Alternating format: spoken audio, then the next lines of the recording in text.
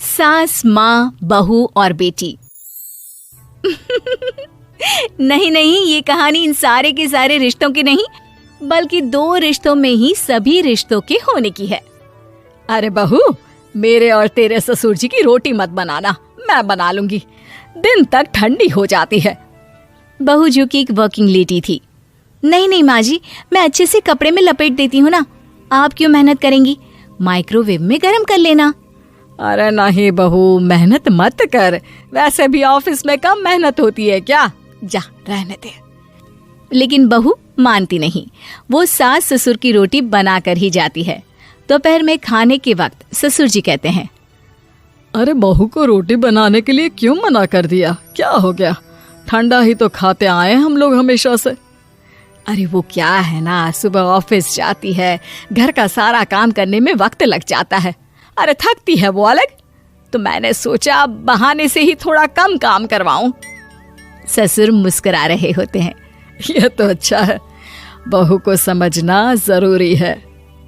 वक्त बीत रहा था, घर में सब खुश थे कि एक दिन, माँ जी आप शाम को थोड़ा टहलने निकला करें, घर पर रह रहकर हड्डियां जाम होती है, पापा को भी ले जाया करिए, मैं वक्त पर तो आ जाती हूँ। बहू ठीक 5 बजे ऑफिस से घर आ जाती है, फिर चाय नाश्ता बनाकर सास ससुर के साथ बैठती, उन लोगों को सारा दिन का हाल बताती। रात को पति घर आता है। क्या बात है बेटा, ऑफिस से आकर कभी हम लोगों के साथ भी बैठा कर। अरे माँ, दिन रात काम करके मन ही नहीं करता, अगले दिन की फिर तैयारी होती है, आप और पापा ही कमरे में आ जाओ। इससे अच्छी तो बहू है, कितना भी थकी रहे, घर आकर हम लोगों के लिए चाय नाश्ता बनाना, फिर बातें करना। बहू ना होती तो हम बुढ़ा बुढ़िया तो बैठे ही रह जाते। सास और ससुर अब बहू के कहने पर शाम की सैर पर निकलने लगते हैं। सास की कई सहेलियां बनती है तो ससुर को भी कुछ बुजुर्ग लोगों का ग्रुप मिल जाता है। कैसा रहा सहेलियों के साथ शाम का वक्त? हम लोगों ने तो भाई खूब योगा किया। अरे हम लोगों को गप्पों से फुर्सत ही नहीं होती। वैसे मिसेस मल्होत्रा आज बहू के बारे में कुछ बोल रही थी।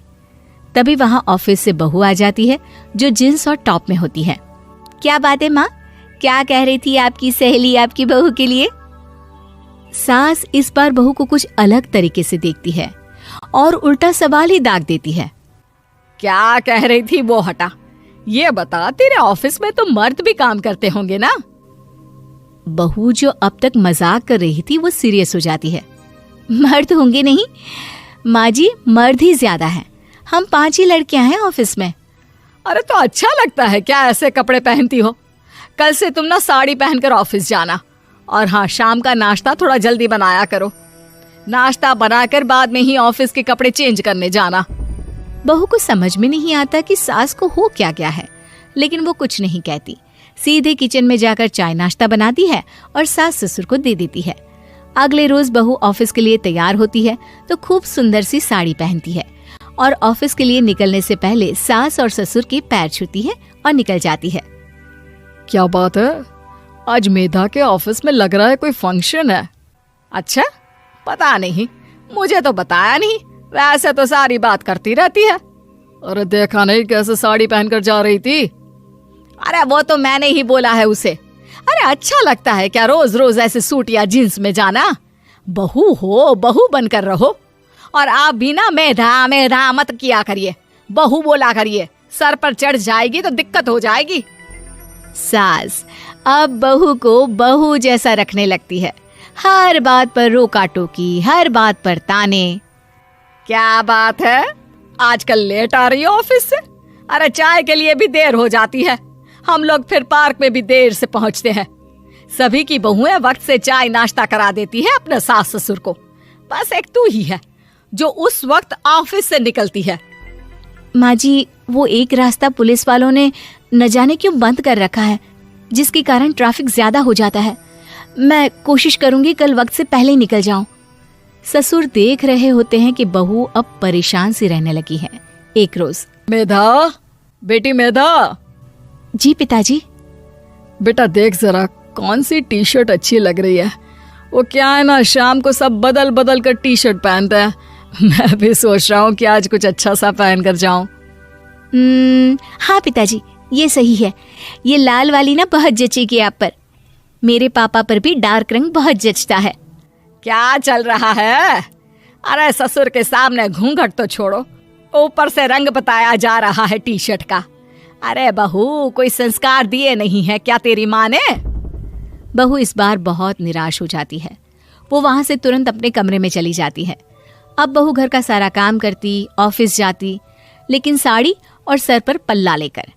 एक बार पड़ोसन उनके घर आती है। वाह सुमित्रा बहन, बहू का तो रूप ही बदल दिया। ठीक किया, बहू बहू जैसी ही अच्छी लगती है। अच्छा चलती हूँ मैं। पड़ोसन के जाने के बाद सास बड़ी अकड़ के साथ कहती है, देखा मेरा कमाल, कैसे मैंने मेधा बहू को कंट्रोल में कर लिया। अब बारी ससुर के बोलने की थी। हाँ सुमित्रा, बिल्कुल ये काम तो किया है तुमने, लेकिन कभी सोचा क्या खो दिया? क्या खो दिया? मैंने तो कुछ नहीं खोया जी। खोया है, पहले बहू जब ऑफिस जाती तुम्हारे पैर छूकर तुम्हें गले लगाती, लेकिन अब सिर्फ पैर छूती है।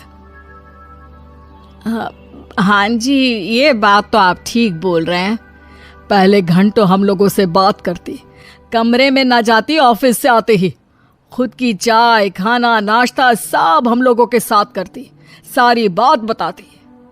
लेकिन क्या तुम्हें पता है, बहू की तबीयत खराब चल रही है, वो माँ बनने वाली है। ये बात मुझे बेटे ने बताई कि तुम्हें बता दूं। अब सास की आंख में आंसू थे। वो समझ गई थी कि लोगों के कहने में आकर उसने क्या खो दिया। शाम को बहू घर आती है तो माँ किचन में पकोड़े तल रही होती है। अरे माँ जी, आप रहने दीजिए ना, मैं आ तो रही थी। अरे नहीं, जा तू चेंज कर ले, मैं नाश्ता और चाय टेबल पर ही लगा रही हूँ मेधा। सास के मुंह से अपना नाम सुनकर बहू को बहुत अच्छा लगता है। माँ जी, कोई गलती हो गई है क्या? मेरे होते हुए आप काम करे, ये ठीक नहीं है। संस्कारी और समझदार बहू सास को माँ समझती है, लेकिन सास की बेवकूफी उसे सास ही बनाकर रखती है। बहू, मुझे भी थोड़े संस्कार और समझदार बनने का मौका दे, जिससे मैं भी बहू नहीं बेटी को देखूं तुझ में। और हाँ, मेरा होने वाला पोता क्या कहेगा कि दादी ने तो मेरी माँ को बहुत परेशान किया। बहू सास को गले लगा लेती है।